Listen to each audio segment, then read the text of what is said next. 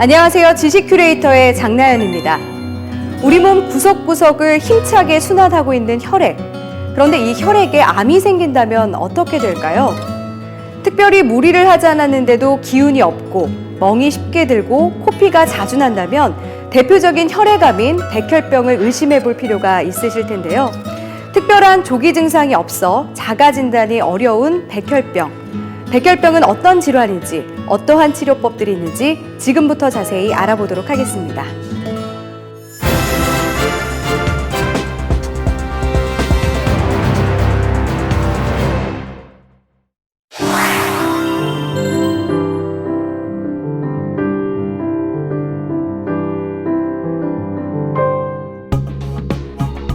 백혈구, 적혈구, 혈소판 등 면역과 생명 유지에 필수적인 혈액세포를 생산하는 조혈모세포. 백혈병은 이 조혈모세포에 발생한 암을 말합니다. 비정상적인 백혈병 세포가 과도하게 증식해 정상적인 혈액세포를 만들지 못하면서 우리 몸에 치명적인 문제를 일으키는 것인데요. 백혈병은 병이 진행되는 속도에 따라 급성과 만성으로, 암세포가 일어난 부위에 따라 골수성, 림프구성으로 나뉩니다. 가장 흔한 형태의 백혈병인 급성 골수성 백혈병은 급성 백혈병의 65%를 차지하는데요. 면역 기능이 심각하게 저하되고 출혈이 쉽게 발생하기 때문에 치료받지 않을 경우 수개월 이내에 사망할 수 있습니다. 급성 림프구성 백혈병은 간, 비장, 림프계 등을 침범하고 중추신경계에 전이되는 경우도 있습니다. BCR-ABL이라는 특정한 유전자의 이상으로 생기는 만성 골수성 백혈병은 초기 증상이 뚜렷하지 않아 진단하기 어려운데요.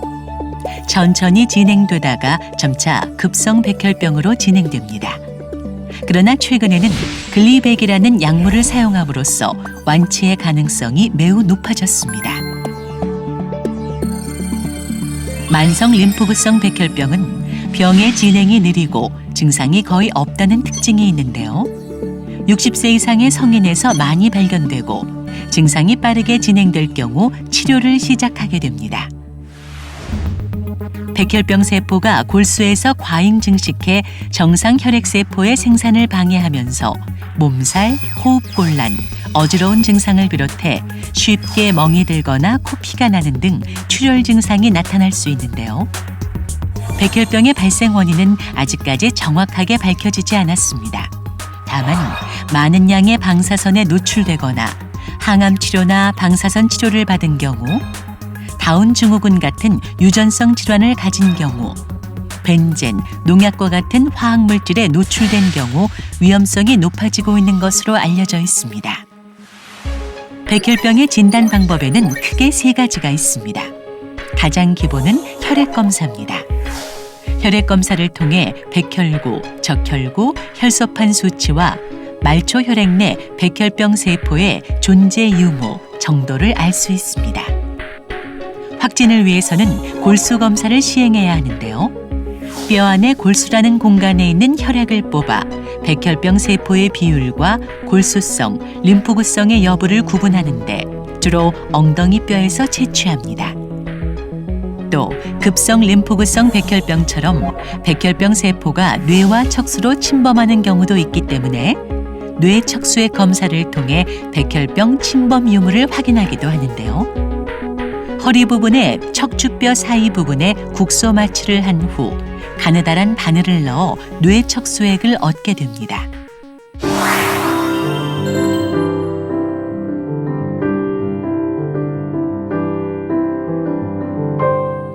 급성 백혈병의 치료는 크게 두 단계로 나뉩니다.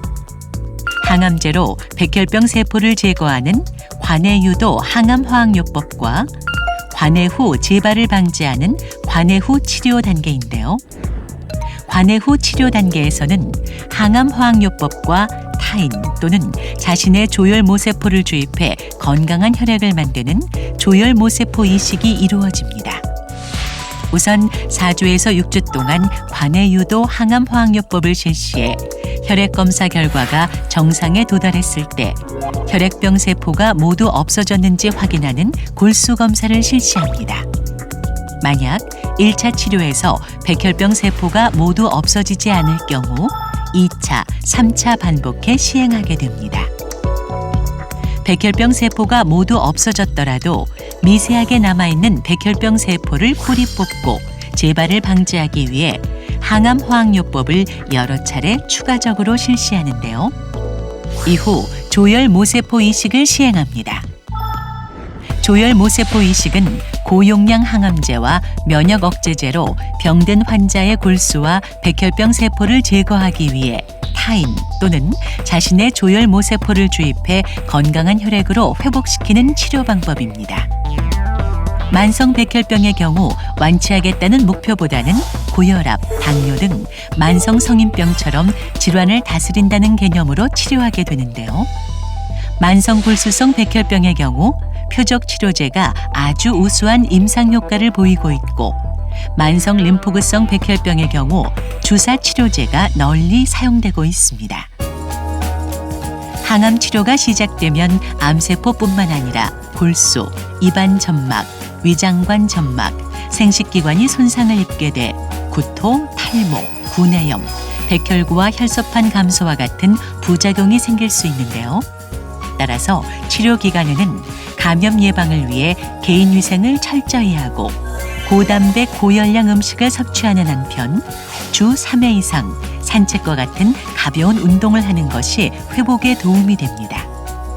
치료 후에도 1, 2년간은 1에서 3개월 간격으로 정기 검진을 받으며 과도한 스트레스를 피하는 것이 좋습니다.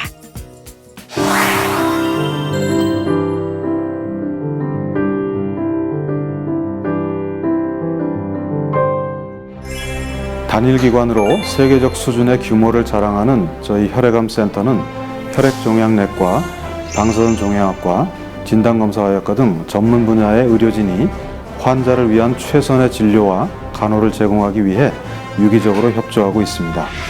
최근에는 비혈연 조혈모세포 이식과 반일치 이식, 제대혈 이식 등 다양한 이식 기법을 적용해 이식 성공률을 높이고 있습니다.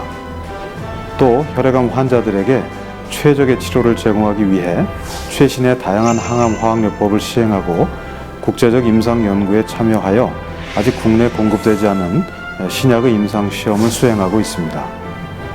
백혈병은 다른 진행된 암에 비해 완치율이 높고 치료 원칙이 잘 확립된 질환입니다. 때론 힘들고 어려운 여정이지만 저희 의료진이 지금까지 쌓아온 치료 경험과 전문 지식으로 환자 여러분의 곁을 든든히 지켜드리겠습니다. 감사합니다. 네, 지금까지 백혈병에 대해서 살펴봤는데요. 제공해드린 내용들이 도움이 되시길 바라면서 백혈병의 교육 영상 마치겠습니다. 감사합니다.